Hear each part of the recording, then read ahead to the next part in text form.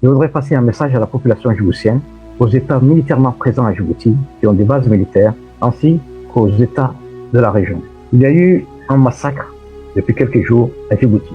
Ce n'est pas une population qui a massacré une autre population, c'est les forces de l'ordre, c'est la police qui a planifié ces massacres depuis des mois.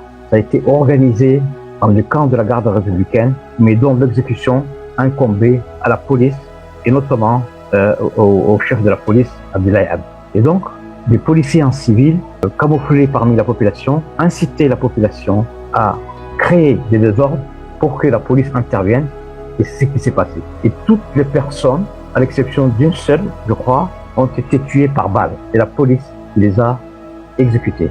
Donc, c'est un État qui tue. C'est un État qui assassine. Et donc, je disais tout à l'heure, cette tuerie a commencé dès le mois d'août 1977. On se rappelle que le regretté Ahmed Dini avait à l'époque démissionné parce que justement, il y avait eu ce massacre à Djibouti. Et donc, c'est depuis cette période que les massacres ont continué. C'est-à-dire, on traite les Afars un ennemi intérieur. Ça veut dire quoi? C'est un concept qui a été forgé lors de la guerre d'Algérie pour à l'époque mater les Algériens, pour réprimer. Et c'est ce qui s'est passé. C'est-à-dire, ils sont traités un ennemi intérieur, c'est-à-dire on peut les massacrer, leur territoire est considéré comme un territoire ennemi, et c'est ce qui s'est passé depuis cette période. Alors, est-ce qu'il s'agit d'un État? Aujourd'hui, on peut dire que dans ce pays, il n'y a pas d'État, il y a un État failli. Et donc, on ne peut pas réformer un État. C'est la raison pour laquelle, tant que ce régime est là, tant que Ismaël Omar Guelleh est là, cette tuerie va continuer. C'est la raison pour laquelle aujourd'hui, à partir du moment où c'est un pays, on ne peut pas réformer, étant donné que c'est une bande mafieuse. Il faut, pour que ce pays-là puisse exister, puisse rester en tant qu'État, il faut nous débarrasser de ces dictateurs. Non seulement ça, mais il faudra créer un État national. C'est-à-dire quoi? Un État où toutes les composantes nationales peuvent être des citoyens à part entière. Et donc, aujourd'hui, ce qu'on peut dire aux Afars qui sont martyrisés depuis 1977, massacrés, torturés, humiliés, c'est-à-dire leur salut ne viendra que lorsque ce régime-là va disparaître. Et j'irai même un peu plus loin.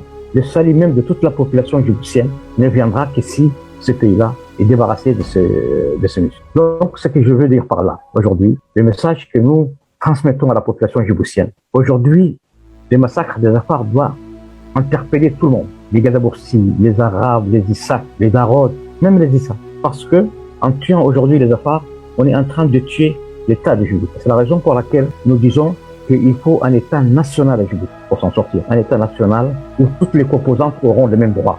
Et je dis particulièrement aux Gadaboursi, aux Issa, aux Arabes, aux Darod, ils sont égaux de tout le monde. Ils ont le droit comme tous les autres. Et c'est ce que nous voulons si jamais on arrive à nous débarrasser de ces pouvoirs. Nous voulons créer comme État national.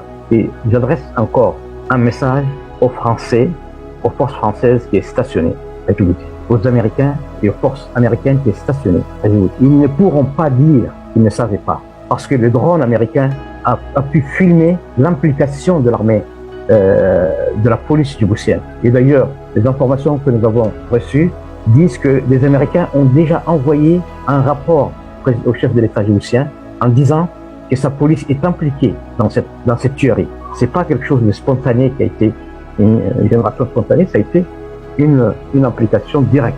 Et donc nous disons aux Américains, aux Français, aux Japonais, il y a un droit de sauvegarder la population civile. Il faut qu'il y ait la protection des populations civiles, notamment Afars, qui sont menacées dans leur vie à Djibouti. Si vraiment cette présence, j'allais dire, est quelque chose d'important pour ce pays, si vous voulez que ce pays-là reste en tant qu'État, nous avons tous intérêt à ce qu'il y ait une sauvegarde. C'est-à-dire, si les massacres continuent, ça voudrait dire que ce pays-là, l'existence même de ce pays peut être remise en cause. C'est la raison pour laquelle nous avons tous intérêt, la population djiboutienne, dans tous ses composants, les pays militairement présents dans ce pays, à sauvegarder. Comment en sauvegarder? C'est en protégeant les civils, la population civile, notamment Afars. Je vous remercie pour votre attention.